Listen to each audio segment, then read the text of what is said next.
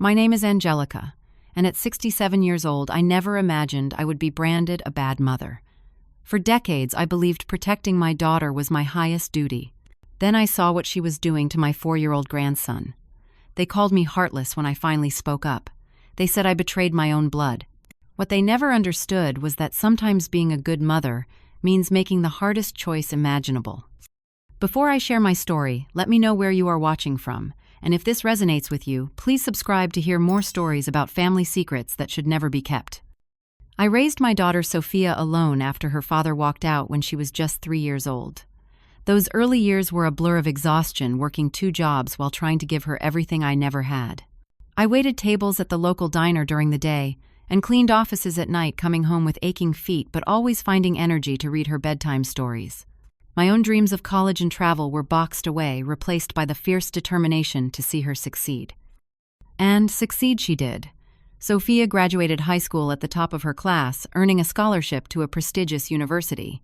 I worked extra shifts to cover what the scholarship didn't, sending care packages filled with homemade cookies and handwritten notes of encouragement.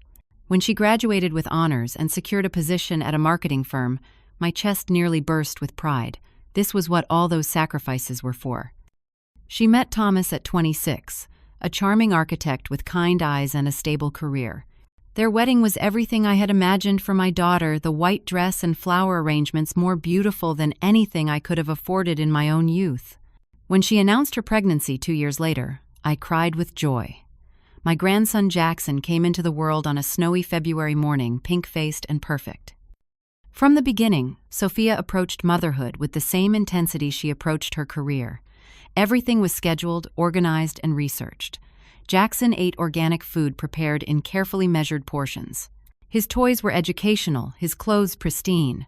The nursery looked like something from a magazine, not a fingerprint or smudge to be found. At first, I admired her dedication, but as Jackson grew from infant to toddler, I noticed moments that made me uneasy. When he spilled his juice at 18 months old, the flash of anger in her eyes seemed disproportionate. The way she gripped his arm as she cleaned up the mess made my stomach tighten. When I gently suggested accidents were normal for toddlers, Sophia bristled. "Mom, I know what I'm doing. Not everyone wants to be as permissive as you were." The comment stung, but I told myself she was just tired. New mothers are always defensive. I remembered my own insecurities when Sophia was small, how every piece of advice felt like criticism. As Jackson turned 3, family gatherings became tense affairs. If he ran too loudly or played too roughly, Sophia would pull him aside with whispered threats that made him instantly subdued. When I brought Jackson a toy fire truck for his birthday, Sophia later told me it was inappropriate because it encouraged aggressive play. My sister Elaine noticed it too. "Don't you think Sophia is a bit strict?" she asked during a family barbecue, watching as Sophia made Jackson sit perfectly still while other children played. But when I attempted to discuss it with Thomas, he shrugged it off. "She just wants him to be well-behaved. You should be proud you raised such a conscientious daughter." The real trouble started when I offered to babysit regularly so Sophia and Thomas could have date nights. I thought it would give Jackson some breathing room and strengthen our bond. Sophia initially agreed, but each visit came with pages of instructions and restrictions. No sugar, no television, bedtime at 7 sharp with no exceptions. During these visits, I would let Jackson be a child. We built blanket forts and baked cookies. He would giggle in a way I never heard when his mother was present. His entire body seemed to relax in my home. When Sophia picked him up once and found chocolate on his shirt, she erupted. "This is exactly why I'm hesitant to leave him with you. You undermine everything I teach him about discipline and self-control." That night, Thomas called to tell me perhaps I should take a step back from childcare duties. He explained that Sophia felt I was overstepping boundaries and confusing Jackson with different rules. The call ended with me in tears, feeling like I'd lost something precious. At Thanksgiving that year, I overheard my nephew's wife telling another relative that I was one of those interfering grandmothers who thinks she knows better than the actual parents. The comment traveled through our family circle, morphing and growing, until somehow I became known as the overbearing mother-in-law who couldn't let go of control. The irony was painful. I had always prided myself on giving Sophia independence, on supporting her choices, even when they differed from mine. Now I was painted as controlling, domineering, unable to accept my daughter's authority in her own home. By the time Jackson turned 4, family gatherings had become exercises in restraint. I would watch my grandson sitting unnaturally still speaking, only when spoken to, his eyes constantly darting to his mother for approval, before answering simple questions like what his favorite color was. "Sophia has done an amazing job with him," my brother would comment. "So well behaved, unlike most kids these days." And I would smile and nod while inside a voice whispered that something wasn't right, that children should run and laugh and make messes. That the fear I sometimes glimpsed in Jackson's eyes when he accidentally knocked over a cup or spoke too loudly wasn't normal childhood respect. But I kept these thoughts to myself. After all, who was I to question my successful, educated daughter? Maybe modern parenting had changed. Maybe I was indeed the problem, clinging to outdated ideas and unable to accept that Sophia was simply a better, more informed parent than I had been. So I smiled and praised her parenting in public while privately nursing the growing divide between us. I told myself it was natural, this generational gap in child-rearing philosophy. I convinced myself that my discomfort was just an old woman's inability to adapt to changing times. How desperately I wish I had trusted my instincts sooner. It happened on a Tuesday evening in October. Sophia had mentioned they would be at a school fundraiser, so I was surprised when I drove by their house and saw all the lights on. With Halloween approaching, I had bought a costume for Jackson, a firefighter outfit I thought he would love, despite Sophia's likely disapproval. I decided to drop it off quickly, thinking I might catch Thomas before they left. I rang the doorbell twice before trying the door, which swung open unlocked. The television blared from the living room, unusual, in a household where screen time was strictly regulated. "Hello, Thomas, Sophia," I called out, stepping inside. A small voice answered from the couch. "Grandma." Jackson sat alone, clutching a blanket, his face tear-streaked and pale. "Sweetheart, where are your parents?" I asked, setting down the costume bag and moving quickly to his side. "Mommy and Daddy went out," he said, his voice barely audible. "Mommy said I had to stay here and think about what I did." My blood ran cold.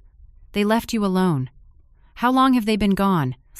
He shrugged, a gesture that seemed too adult for his 4-year-old frame.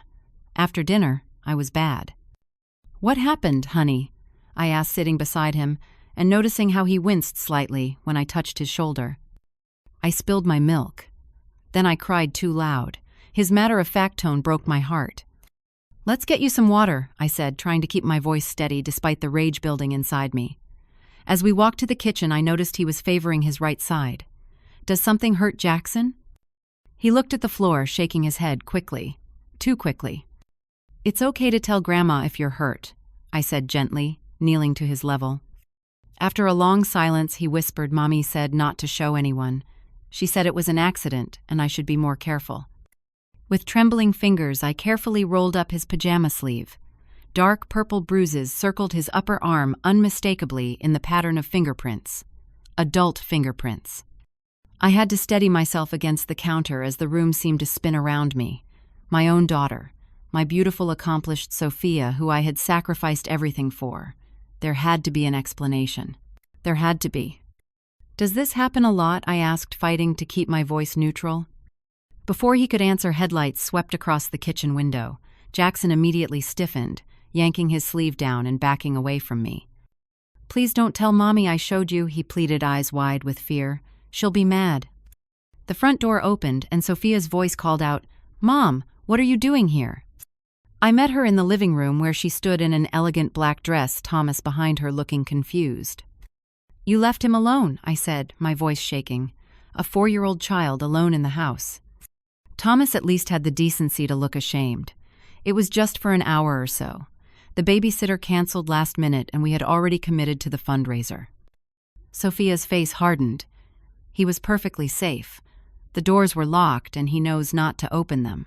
We've been teaching him responsibility. "Responsibility," I echoed, incredulous. "He's 4 years old. And that's not all." I lowered my voice. I saw the bruises, Sophia. The color drained from her face. Behind her, Thomas frowned in confusion. "What bruises?" he asked, looking between us. Sophia recovered quickly. "Jackson fell at the playground yesterday. Mom's overreacting as usual." "Those weren't from a fall," I said firmly. "Those were fingerprints. Someone grabbed him hard enough to leave marks. Thomas moved past Sophia toward the living room. "Jackson, come here, buddy." "Don't," Sophia snapped, grabbing his arm. "Mom's just trying to cause trouble, as usual." But Thomas shook her off, his expression darkening. "I want to see what she's talking about." As he disappeared into the living room, Sophia turned on me, her voice a furious whisper. "How dare you come into my house and accuse me like this? You've always been jealous that I'm a better mother than you ever were." The words hit like physical blows. "Sophia, I saw the bruises. I'm not accusing, I'm concerned. If something happened, if you lost your temper." "It was an accident," she hissed, tears suddenly filling her eyes. "He was running in the house after I told him not to. I grabbed him to stop him from hitting the corner of the table. I didn't mean to grab so hard." Thomas returned, his face ashen, carrying Jackson, who buried his face in his father's neck. "Why didn't you tell me?" he asked Sophia, his voice tight with controlled anger. Sophia's tears flowed freely now. "It wasn't like that. Tell him, Mom. Tell him how kids get bruises all the time. Tell him how you're overreacting." I stood frozen between them, torn between the maternal instinct to protect my daughter and the moral obligation to protect my grandson. "Everyone makes mistakes," I said, finally looking at Thomas. "Especially tired parents. The important thing is to recognize them and make sure they don't happen again." The relief on Sophia's face was palpable. Exactly. It was a mistake. A terrible mistake that I've felt awful about. "I was going to tell you tonight, Thomas, after the fundraiser." Thomas didn't look convinced, but he nodded slowly. "We need to talk about this, properly. And you need parenting classes," I added firmly, "both of you. And you never, ever leave him alone again." "Of course," Sophia agreed quickly, wiping her tears. "We'll get help. I promise." It was a momentary lapse in judgment. It will never happen again. As the tension in the room slowly diffused, Sophia approached me, taking my hands in hers. "Mom, please don't tell anyone about this. We'll get help, but if people found out, child services could get involved. They could take Jackson away. You don't want that, do you? To break up our family?" Her eyes, so like mine, pleaded with me. The same eyes that had looked up at me when she took her first steps, when she lost her first tooth, when she graduated college. "This has to be the only time," I said firmly, "if I ever see another mark on him." "You won't," she promised, squeezing my hands. "I swear on my life. It was a terrible mistake. Please, Mom, don't tell anyone. For Jackson's sake." I looked at my grandson, still clinging to his father, and made a decision I would come to regret with every fiber of my being. "All right, but I'm going to be checking on him regularly, and you start those parenting classes this week." As I drove home that night, I told myself I had done the right thing, that families needed to solve problems internally, that everyone deserved a second chance, especially an otherwise loving mother who made a mistake. I told myself these things over and over, but sleep didn't come that night or many nights after. The weeks following my discovery brought a flurry of changes. Sophia enrolled in a parenting class as promised. Thomas began coming home earlier from work. They hired a regular babysitter, a grandmotherly woman named Dorothy, who gave me polite but guarded reports when I casually inquired about Jackson. On the surface, things seemed to be improving, but I noticed subtle shifts in Jackson's behavior during our now supervised visits. The boisterous little boy who once ran to greet me now approached cautiously. He spoke less, laughed rarely, and constantly looked to his mother for permission before answering even simple questions. "Do you want another cookie, sweetheart?" I would ask. His eyes would dart to Sophia before he would shake his head. "No thank you, Grandma. Too much sugar is bad for my body." When I tried to engage him in the games we once played, he would whisper, "Mommy says I need to be more mature now." At 4 years old, I attempted to discuss these concerns with Thomas during a rare moment alone when Sophia was in the kitchen. "Have you noticed how subdued Jackson seems lately?" I asked quietly. Thomas frowned. "He's just learning better behavior. The therapist says it's important to have clear boundaries." "Therapist? I thought you were doing parenting classes." "We are. But Sophia also found a child behaviorist for Jackson. Apparently he has some attention issues that need addressing." This was news to me.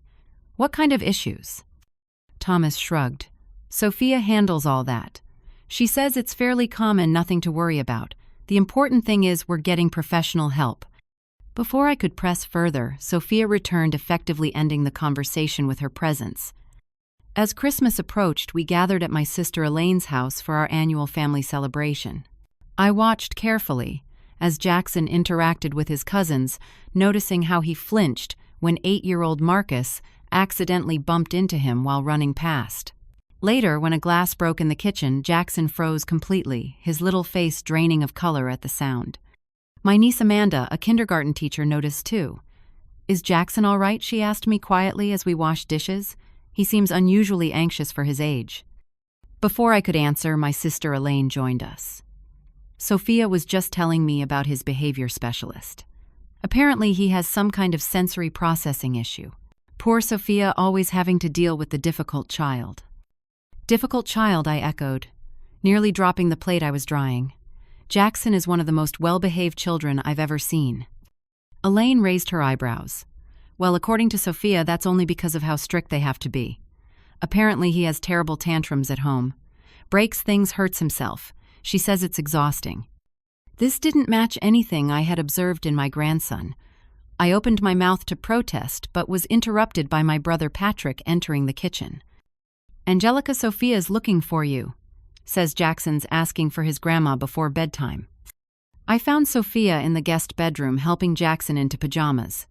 When she saw me, she smiled too brightly. "There you are. Someone wanted to say goodnight to Grandma." Jackson's hug was tentative, his small body tense against mine. As I embraced him, I whispered, "Are you okay, sweetheart? You can always talk to Grandma." Before he could respond, Sophia smoothly interjected, "Of course he's okay. Aren't you, honey? We're doing so much better now thanks to the therapist." After Jackson was tucked in, Sophia pulled me into the hallway. "Mom, I wish you wouldn't question him like that. The therapist says consistency is key, and when you imply something's wrong, it confuses him." "I'm just concerned," I said. "He seems so different lately." Sophia sighed dramatically. "That's the therapy working. He's learning appropriate behavior instead of acting out. I know it might seem strange to you, but the professionals know what they're doing." The conversation left me unsettled, but as the weeks passed, I began to wonder if perhaps I was overreacting. After all, I wasn't a child psychologist. Maybe modern parenting techniques just seemed foreign to me. Maybe Jackson did have special needs I wasn't qualified to understand. These doubts grew when, during a family dinner in February, I mentioned something concerning I'd noticed only to have Thomas exchange a look with Sophia. "Mom," he said gently, "we've been meaning to talk to you about this. The doctor says it's common at your age, but you might want to get checked for early onset dementia. You've been imagining things, getting confused about what you've seen or heard." "Dementia," I repeated, stunned. "I'm only 67. "It's nothing to be ashamed of," Sophia added, patting my hand condescendingly. "But you did leave the stove on last month when you were watching Jackson. And you've been misremembering conversations we've had." I hadn't left the stove on. I was certain of it. But Thomas nodded in agreement with Sophia, and suddenly I felt outnumbered. "We're just concerned," Thomas continued. "Maybe see your doctor just to be safe, for Jackson's sake if nothing else. We can't have you watching him if there's any question about your memory." The suggestion spread through our family circle like wildfire. Suddenly my concerns about Jackson were dismissed, as poor Angelica getting confused again. My sister Elaine suggested memory supplements. My brother Patrick asked if I needed help managing my finances before things get worse. I began to doubt myself. Had I misinterpreted Jackson's behavior? Were the bruises I'd seen months ago really just from a fall? Was my mind playing tricks on me? I scheduled a doctor's appointment, desperate to prove them wrong. My physician, Dr. Rivera, whom I'd known for 20 years, ran a complete cognitive assessment. "Angelica," she said afterward, "your cognitive function is absolutely normal for your age. Better than normal, actually. There's no sign whatsoever of dementia or memory issues." The relief was overwhelming. My daughter seems convinced something's wrong with me. Dr. Rivera's expression turned thoughtful. "Has there been conflict between you recently?" I hesitated, then shared some of my concerns about Jackson, careful not to make direct accusations. After listening, she leaned forward, Angelica, what you're describing sounds like gaslighting, not dementia. Someone is trying to make you question your own perceptions and memories. That's a form of emotional manipulation. I left her office with a written evaluation confirming my cognitive health and a book about recognizing emotional abuse. That night, I read until dawn, recognizing patterns in my interactions with Sophia that made my stomach churn. But when I tried to share Dr. Rivera's assessment with my family, the damage was already done. My brother Patrick smiled sympathetically and said, "Of course your doctor would tell you that. She doesn't want to upset you." Even my closest friend Barbara seemed doubtful. Memory issues can be subtle, Angelica. Sophia says you've been very paranoid lately, seeing problems where there aren't any. That can be a symptom, too. The isolation was suffocating. One by one, people I had trusted began treating me with the careful patience reserved for the confused elderly. Invitations to family gatherings became less frequent. Friends called less often. When I did see Jackson, it was always under Sophia's watchful eye, never alone. I began to withdraw, the constant questioning of my sanity taking its toll. Maybe they were right. Maybe I was the problem. Maybe the strange bruise I glimpsed on Jackson's wrist when his sleeve rode up was just from normal play. Maybe the way he whispered rather than spoke normally was just good manners, not fear. I almost convinced myself of these things. Almost. Until the night, everything changed. The call came on a rainy Wednesday evening in April. Sophia's voice was tight with stress as she explained that Thomas had been in a minor car accident and she needed to go to the hospital. The babysitter was unavailable. Could I watch Jackson for a few hours? I agreed immediately, both worried for Thomas and secretly relieved at the chance to spend time alone with my grandson. When I arrived, Sophia was already dressed to leave, her purse clutched tightly. "He's had dinner. Bedtime is 7:30, no exceptions. No snacks, no television." She rattled off instructions as she headed for the door. "I'll text you when I know more about Thomas." After she left, I found Jackson sitting perfectly still on the living room sofa, a picture book open on his lap. "Well, it's just us tonight, sweetheart," I said, sitting beside him. "How about we build a pillow fort like we used to?" He looked at me with uncertainty. "Is that allowed?" The question broke my heart. "Of course it's allowed. It'll be our special grandma time." Slowly, cautiously, he smiled. We gathered pillows and blankets, constructing an elaborate fort in the living room. As we worked, Jackson gradually became more animated, even giggling when we pretended the fort was a castle we needed to defend from dragons. After an hour of play, I noticed him wince when reaching for a pillow. "Does something hurt, Jackson?" His smile vanished instantly. "I'm fine. Just tired." "It's okay to tell me if something hurts," I said gently. "That's what grandmas are for, to help make things better." He looked toward the door as if expecting Sophia to walk in any moment. Then in a whisper so faint I had to lean closer. "My back hurts. But it's because I was bad." "May I see?" I asked, keeping my voice light despite the dread building inside me. After a long hesitation, he nodded. With trembling fingers, I lifted the back of his pajama shirt. What I saw made me physically ill. Across his small back stretched a pattern of bruises in various stages of healing, some fresh purple, others fading to yellow. One particularly angry mark curved around his side in the distinctive shape of a belt. Fighting back tears, I carefully lowered his shirt. "Jackson, how did this happen?" He stared at the carpet. "I got bad grades on my preschool report. Teacher said I don't sit still enough. Mommy said I embarrassed her. And Daddy, does he know about this?" Jackson shook his head. "Daddy works a lot. Mommy says what happens in our house is private. She says if I tell, they'll take me away and put me with strangers who hurt kids worse." My hands were shaking so badly I had to clasp them together. "Jackson, sweetheart, has this happened before? The truth now." The dam broke. In halting sentences punctuated by fearful glances at the door, Jackson revealed a pattern of punishments for infractions as minor as spilling juice or speaking too loudly. How he'd learned to be invisible when his mother was having a bad day. How the therapist they kept mentioning was actually just a lady who watched him while Sophia went shopping. "Please don't tell Mommy I told you," he begged, eyes wide with panic. "She said nobody would believe me anyway, because I'm just a little boy who makes up stories."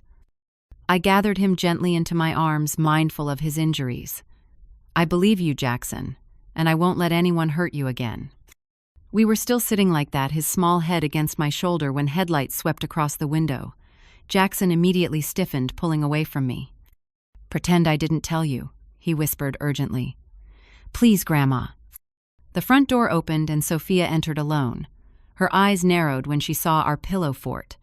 "I see someone's been having fun instead of getting ready for bed." "Thomas?" I asked, standing to face her. "Just a fender bender. They're keeping him for observation because he hit his head, but he'll be fine." She checked her watch. "It's past bedtime, Jackson. Say goodnight to Grandma." Jackson hugged me quickly, his eyes communicating silent terror before he dutifully followed his mother upstairs. I remained in the living room, my mind racing through options. Confronting Sophia alone seemed dangerous. Calling the police immediately might traumatize Jackson further. I needed to think to plan. When Sophia returned downstairs, her demeanor had changed completely. She began tidying the fort, chatting casually about Thomas's accident. "Sophia," I interrupted, unable to maintain the pretense, "we need to talk about Jackson." She froze, a blanket half folded in her hands. "What about him?" I saw his back. The transformation was immediate. Her face hardened, eyes narrowing to slits. "And what exactly do you think you saw on my son's back?" "Don't," I said, my voice stronger than I expected. "Don't try to make me doubt what I saw." "Belt marks, Sophia. Bruises. A 4-year-old child." For a moment she said nothing. Then, to my shock, she crumpled onto the couch, burying her face in her hands as sobs racked her body. "You don't understand," she wept. "The pressure. Always having to be perfect. He just pushes and pushes, never listening, always making me look like a failure as a mother." I stood my ground. "He's a child, Sophia. A little boy." "I know," she sobbed. "I know it's wrong. I hate myself afterward. But it's like something takes over and I can't stop. I need help, Mom. Please don't report this. They'll take him away. They'll destroy our family." She looked up, her face streaked with tears. Suddenly, the little girl who had come to me with skinned knees and broken toys. "I'll get real help this time. Actual therapy, anger management, whatever it takes. Thomas doesn't know how bad it's gotten. I've hidden it from him too. Just give me one more chance. Please, Mom, I'm begging you." Part of me wanted to call the police immediately. But another part, the mother who had raised this broken woman before me, hesitated. "This isn't something I can just ignore, Sophia." "I'm not asking you to ignore it," she said quickly. "Hold me accountable. Check on Jackson whenever you want. Talk to my therapist. Anything. Just please give me a chance to fix this before destroying everything." After what felt like hours of tense conversation, we reached an agreement. Sophia would begin intensive therapy immediately. I would have unrestricted access to Jackson, including overnight visits at my home. We would tell Thomas the full extent of the situation together tomorrow, and if there was even a hint of continued abuse, I would report it. Family loyalty be damned. As I drove home that night, I prayed I had made the right decision. The image of those bruises haunted me, but so did the broken look in my daughter's eyes. I told myself people could change with proper help, that families could heal, that second chances were sometimes warranted. I wanted desperately to believe I hadn't just made the biggest mistake of my life. The weeks that followed brought cautious optimism. Thomas's reaction to learning about the abuse was everything I had hoped for, a mixture of horror, guilt for not noticing, and firm resolve to protect his son. He insisted on separate bedrooms while Sophia began treatment and took a leave of absence from work to be more present at home.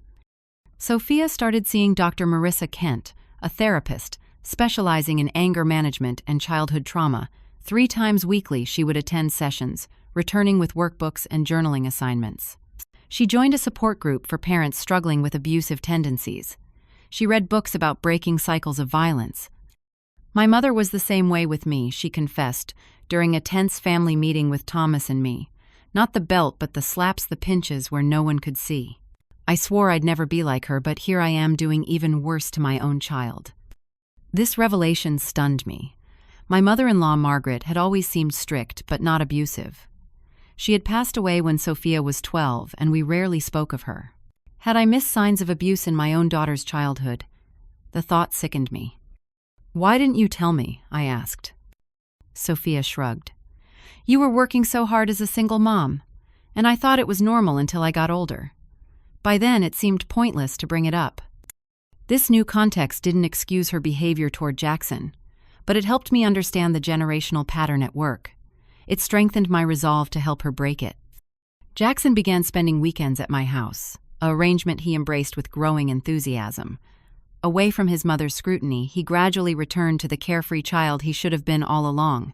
We baked cookies, built elaborate Lego structures, and read stacks of library books. His nightmares, frequent at first, became less common. He stopped flinching when I moved too quickly. "Grandma," he asked one Saturday morning as we made pancakes, "can I stay with you forever?" I hugged him gently. "Your mommy and daddy love you very much, sweetheart. Mommy's getting help so she can be the best mommy possible." He considered this while carefully pouring batter into the pan. "She's nicer now. She hasn't hurt me again." The simple statement filled me with relief and lingering anger, but I focused on the progress. That's very good to hear. By summer, Sophia had completed her initial intensive therapy program and moved to weekly maintenance sessions.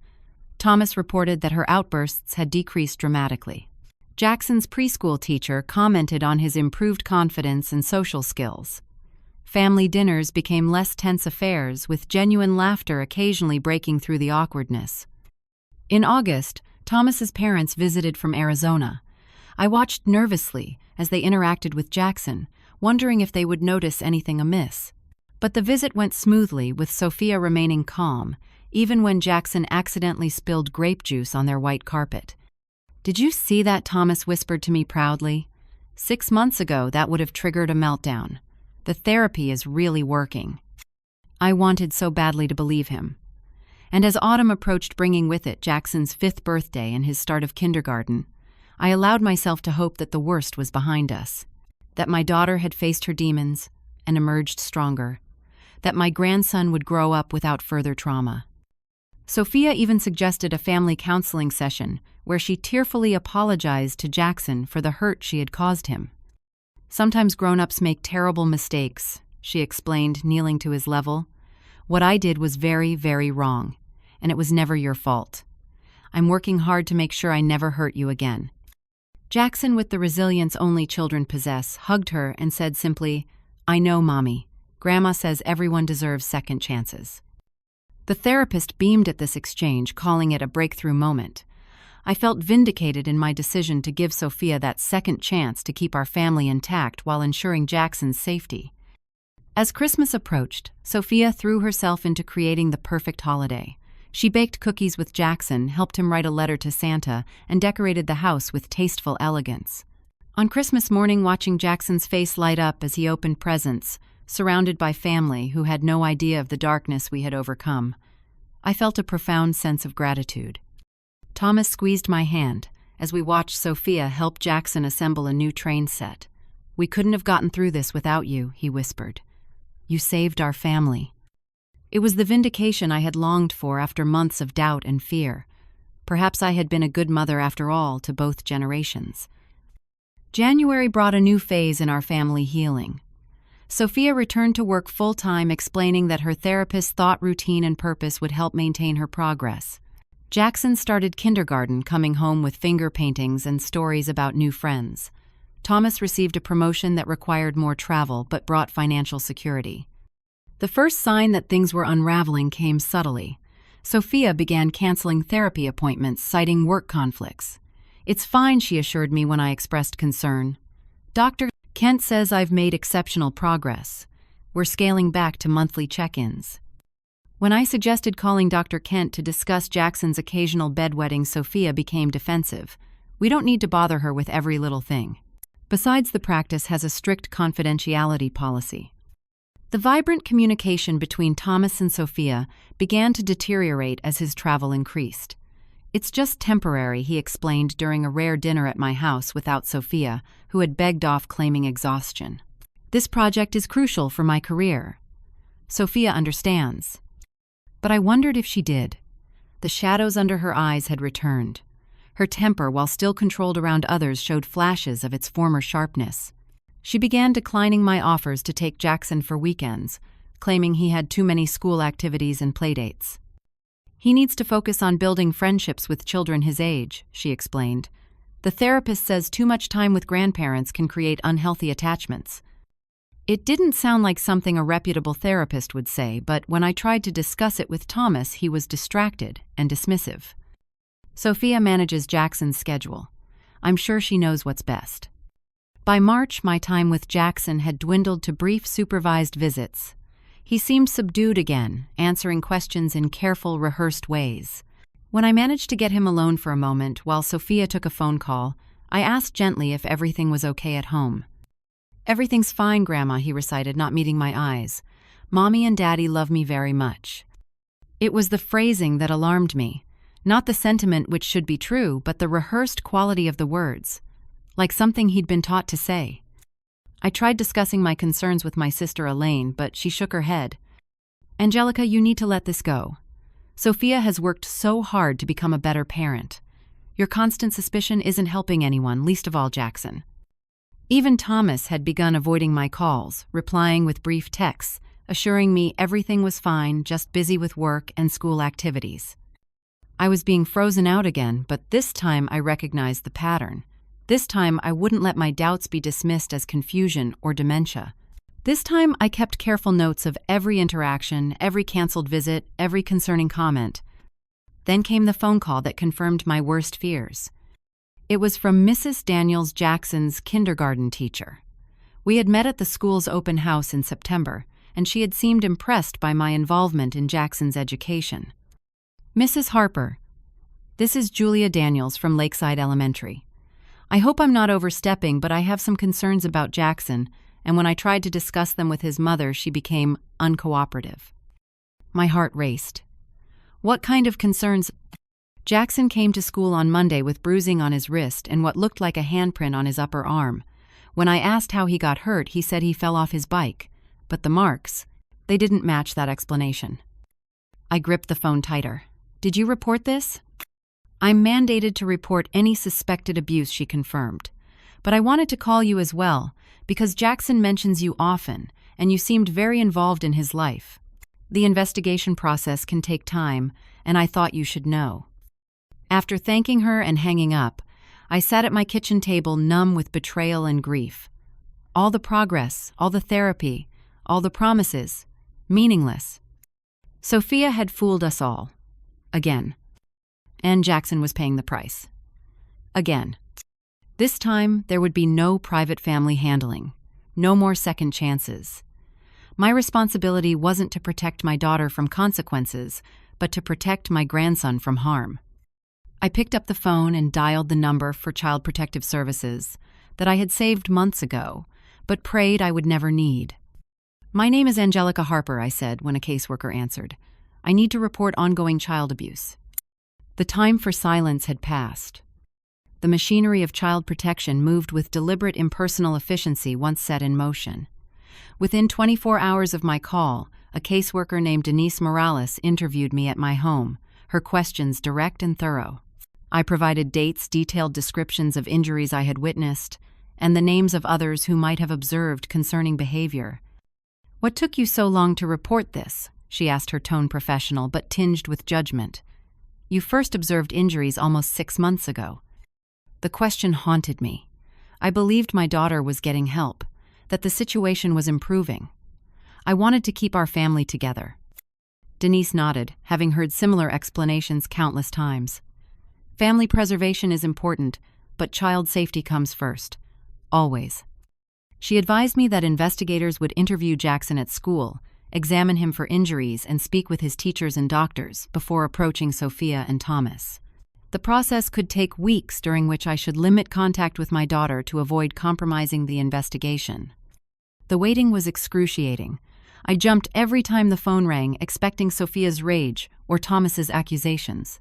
Instead, life continued with artificial normalcy.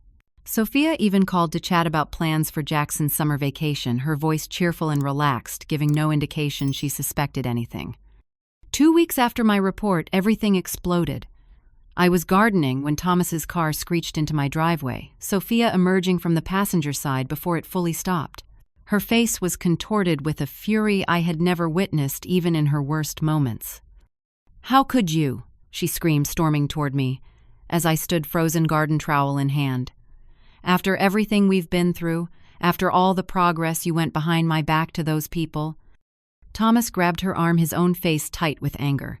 Sophia, control yourself. This isn't helping. She shook him off. They interviewed Jackson at school like he's some kind of criminal. They made him take off his shirt while strangers examined him. Do you have any idea how traumatizing that was for him? I straightened, finding strength in the righteousness of my decision. Not as traumatizing as being hit with a belt by his mother. The color drained from Thomas's face. A belt. You said it was just grabbing too hard, Sophia. You said it was accidents during moments of frustration. Sophia rounded on him. She's lying. She's always been jealous of our family, always trying to undermine me as a mother. Mrs. Daniels saw the bruises, I said quietly. Jackson's teacher. That's why she reported it too. This new information seemed to stagger Thomas. He took a step back from Sophia, seeing her perhaps for the first time. They're talking about removing him from our home, he said, his voice hollow, putting him in foster care while they investigate. That's what you wanted, isn't it, Mother Sophia? Spat the word like poison. To take my son away from me? To punish me? I wanted to keep him safe, I answered, surprised by the steadiness in my voice. I gave you a chance to get help to change. You promised me, Sophia. I am changed. One mistake, one moment, when he pushed me too far, and you call the authorities.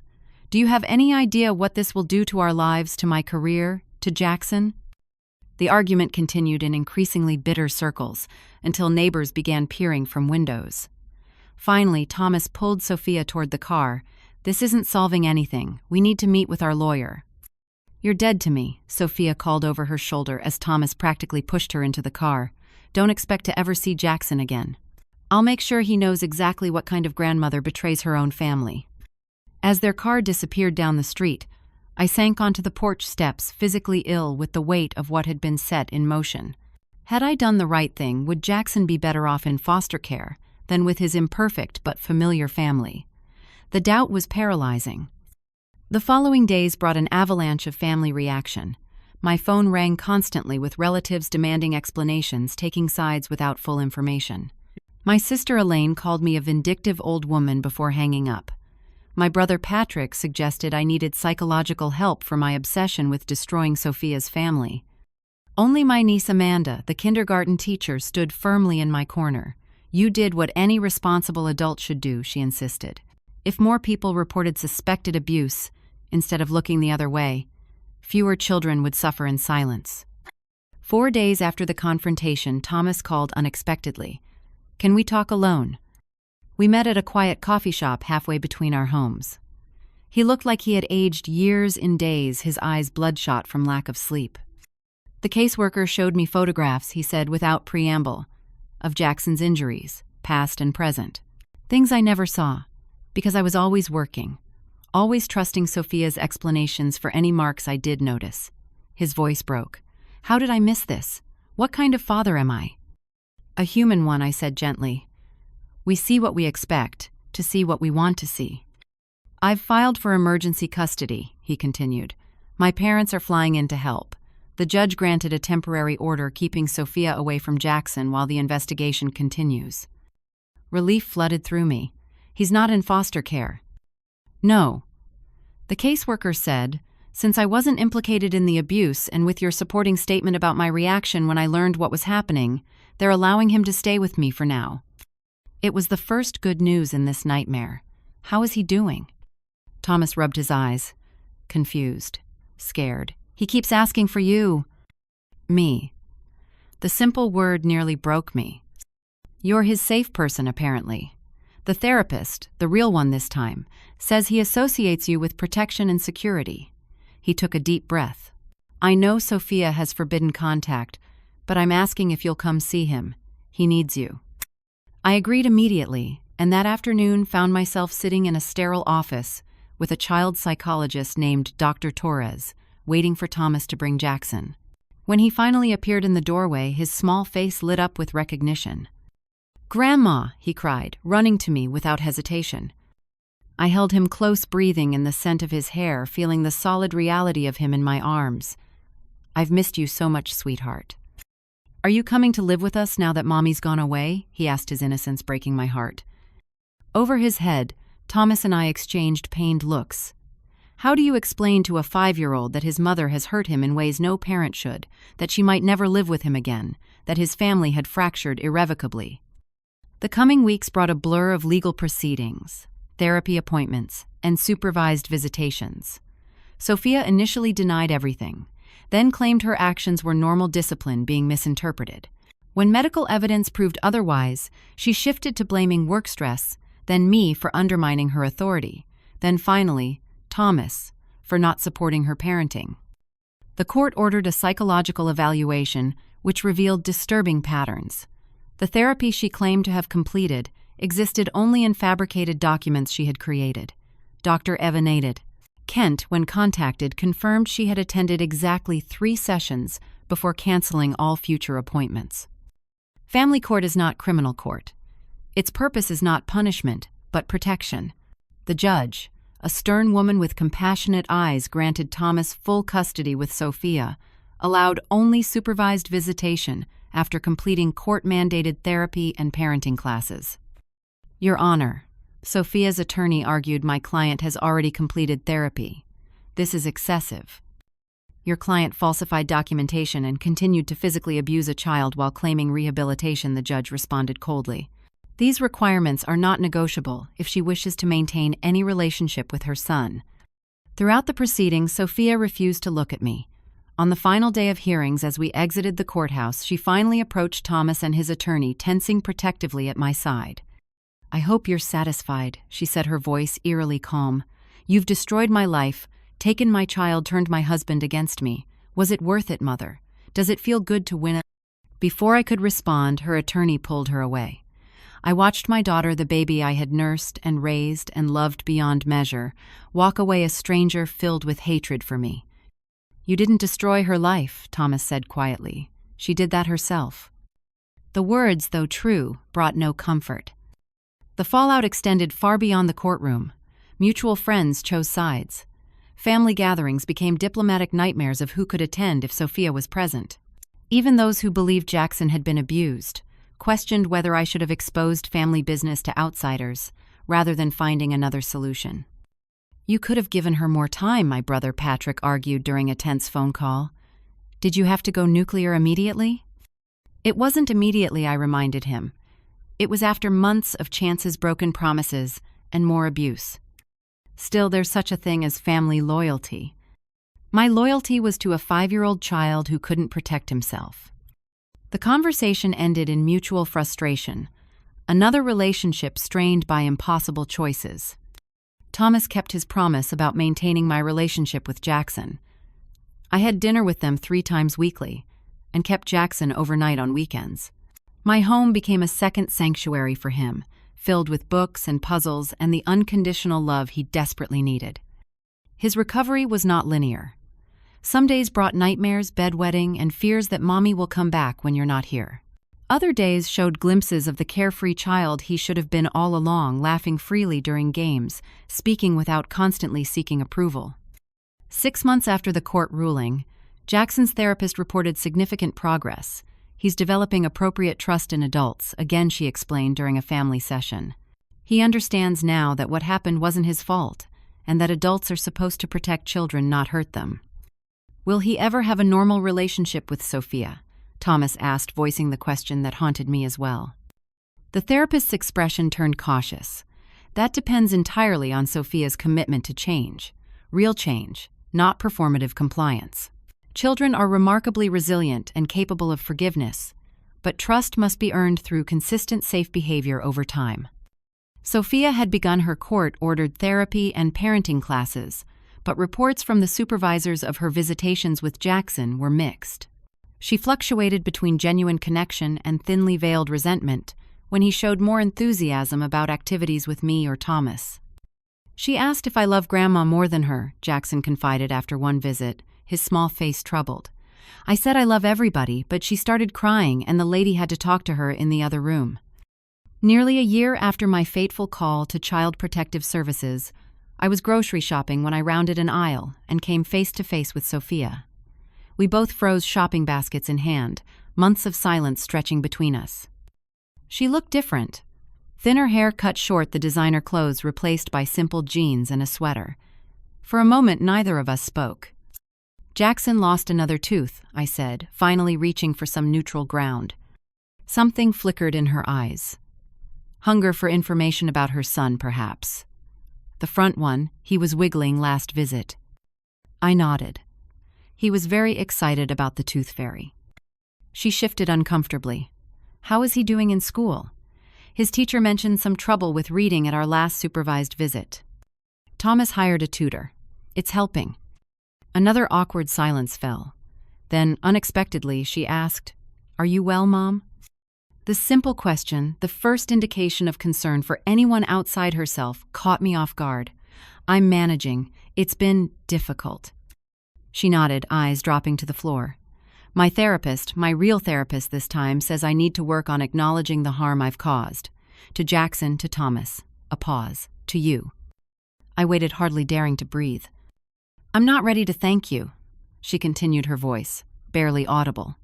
"I'm still too angry, but I'm starting to understand why you did what you did."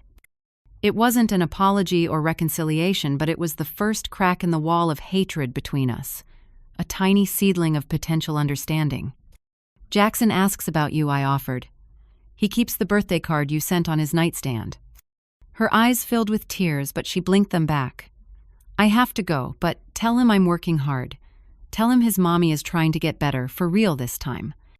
As she walked away, I stood rooted to the spot, groceries forgotten. It wasn't forgiveness or healing, not yet, but it was a beginning tenuous as gossamer. For the first time in a year, I allowed myself to hope that someday, somehow, my fractured family might find a new kind of wholeness. Different from before, scarred, but stronger at the broken places. In protecting my grandson, I had lost my daughter. But perhaps, just perhaps, I hadn't lost her forever. 1 year became 2. Seasons changed, holidays came and went, and slowly, painfully, we all found our new normal. Jackson thrived in Thomas's full-time care, growing from a fearful 5-year-old into a more confident 7-year-old, with friends, hobbies, and the ordinary joys of childhood that had once seemed so far from his reach. Thomas remarried a kind kindergarten teacher named Laura, who approached her relationship with Jackson with patience and respect. "I'm not trying to replace his mother," she explained during our first meeting. "I just want to be another adult in his life who loves him reliably." I grew to appreciate her wisdom and the gentle way she included me in their blended family. Sunday dinners at their home became a tradition with Laura, often asking for my recipes or advice, creating a bridge between generations that I had feared lost forever. Sophia's journey was more complicated. The court-mandated therapy revealed deeper issues than anyone had suspected. Her own childhood had been far more traumatic than she had initially disclosed, with patterns of abuse that had warped her understanding of normal parenting. This didn't excuse what she had done to Jackson, but it helped explain the broken cycles she was struggling to break. Her supervised visitation gradually increased from 2 hours weekly to full weekend visits once a month. Reports from the supervisors noted significant improvement in her interactions with Jackson, though moments of tension still occurred when he mentioned me or his new stepmother. At Jackson's 7th birthday party, an awkward milestone was reached when Sophia and I found ourselves in the same room for the first time since the grocery store encounter. The tension was palpable, conversations stilted, but for Jackson's sake we maintained civil facades. As Sophia was leaving, she paused beside me. "Thank you for the photo albums you sent. The baby pictures of Jackson. I'd forgotten how many of those moments you were there for." It was the closest thing to gratitude she had expressed since everything fell apart. "I thought you might want them. I have copies." She nodded, then added quietly, "My therapist thinks it might be time for us to talk. Really talk, if you're willing." 2 weeks later, we met at a neutral location, a counselor's office, where a family therapist named Dr. Winters would mediate our conversation. I arrived early, heart pounding with equal measures of hope and dread. Sophia was precisely on time, dressed simply but professionally. The confident marketing executive, still visible in her posture, though tempered now with something more reflective. The first hour was agonizing. Old accusations resurfaced, wounds reopened. I had betrayed her. She had betrayed her son, both true in their own ways, both insufficient to capture the complexity of what had happened. I was drowning, Sophia admitted. Finally, tissues crumpled in her hand. The pressure to be perfect, to erase every trace of our struggling single-parent background, to prove I was better than the circumstances I came from. And when Jackson wasn't perfect too, it felt like failure. Why didn't you tell me? I asked the question that had haunted me for 2 years. I would have helped. I would have done anything. Because you sacrificed everything for me and I still turned out like this. Her voice broke. How could I admit I was failing at the one thing you succeeded at despite having every advantage you never had? The conversation continued over several sessions, months of untangling threads of shame, expectations, and generational harm. We weren't mother and daughter in those rooms, but two wounded women trying to make sense of choices that couldn't be unmade. Meanwhile, life continued its forward momentum. I found unexpected support in a grandparent advocacy group, other men and women who had made similar impossible choices between adult children and vulnerable grandchildren. Their understanding, free of judgment, became a lifeline during the darkest days. "You did the hardest thing a mother can do," said Eleanor, an 80-year-old grandmother who had reported her son for abusing his daughter. "You chose truth over comfort, protection over loyalty. It's a lonely choice, but the right one." My relationship with Jackson deepened beyond anything I could have imagined. Free from the shadow of fear, his natural curiosity and affection blossomed. We planted a vegetable garden together, built model airplanes, and read our way through the entire Harry Potter series, voices changing for each character. On a warm spring day when he was nearly 8, we sat on my back porch swing after planting tomato seedlings, his hands still smudged with soil despite washing. "Grandma," he said thoughtfully, "do you think Mommy will ever live with me again?" The question caught me off guard. "I don't know, sweetheart. Your mommy is working very hard on some grown-up problems. What matters most is that you're safe and loved, no matter what happens." He nodded, processing this. "I was really scared before. All the time. But I'm not scared anymore." The simple statement, delivered with a child's directness, brought tears to my eyes. "That's the most important thing in the world to me. Dad says you saved me," he continued, swinging his legs. "He says you were brave when other people weren't." I squeezed his small hand. "We all helped save you. Your dad, your teachers, the people from the court, even your mom, by getting help." He considered this, then nodded again. "I'm glad you didn't keep the secret anymore, even though it made everybody sad for a while. Out of the mouths of babes, the wisdom that had cost me so much to learn. Some secrets should never be kept, no matter the price of speaking them." The gradual thawing between Sophia and me continued, accelerating when she completed her court-mandated programs and began voluntary additional therapy. She called occasionally just to talk, sent cards on holidays, and even asked my advice about a career change she was considering. "I'm thinking of leaving marketing," she explained, during a cautious lunch, our third without a therapist present. "Going back to school for social work, maybe. Using my experience to help other families before they reach crisis." I raised my eyebrows. "That's a significant change." "I need to find meaning in what happened," she said. "Some way to make all this pain count for something." The journey toward forgiveness, both giving and receiving it, wasn't linear or simple. There were setbacks, days when old resentments flared and communication broke down. Days when the weight of what we had all lost seemed too heavy to bear. But there were also unexpected moments of grace. When Jackson caught the flu, Sophia and I took shifts sitting with him, passing in Thomas's living room with murmured updates about fever and fluids. For those brief exchanges, we were simply two women who loved the same child, the complications temporarily set aside. 3 years after that fateful night when I discovered the bruises on Jackson's back, Thomas invited both Sophia and me to Jackson's school play. She sat 3 seats away from me, close enough to share a program but distant enough for comfort. Afterwards, we stood together watching Jackson bask in praise for his performance as a talking tree. "He's so confident now," Sophia observed, a mixture of pride and regret in her voice. "He feels safe," I replied simply. She nodded, eyes never leaving her son. "Thank you for that, for making the call I couldn't make myself."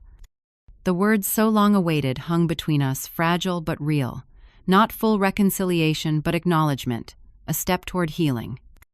Later that night, alone in my garden, where this journey had exploded into confrontation years before I reflected on what I had learned through the hardest choice of my life.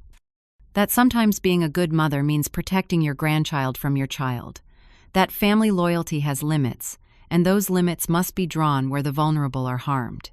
That speaking truth may fracture relationships, but silence breaks souls. That forgiveness doesn't mean forgetting or excusing, but choosing to move forward without being chained to bitterness. That healing isn't the absence of scars, but the ability to carry them without being defined by them. And most importantly, that love sometimes means making choices that break your own heart to protect someone who cannot protect themselves. I don't know what the future holds for my complicated, wounded family. Whether Sophia will fully recover, whether Jackson will entirely heal from his early trauma, whether the tentative peace between all of us will strengthen or dissolve. But I know with bone-deep certainty that if faced with the same impossible choice again, I would make the same decision. Because some secrets should never be kept. Some prices must be paid. Some truths must be spoken, no matter how they bleed. If you're facing an impossible choice between loyalty and protection, between keeping peace and speaking truth, know that you are not alone. I'd love to hear your thoughts in the comments below. Have you ever had to make a difficult choice to protect someone vulnerable? What gave you the strength to act? Please like and subscribe if this story resonated with you, and share it with someone who might need to hear that sometimes the most loving choice is also the hardest one. Thank you for listening to my story. And remember, true courage isn't fearlessness. It's doing what's right despite your fear.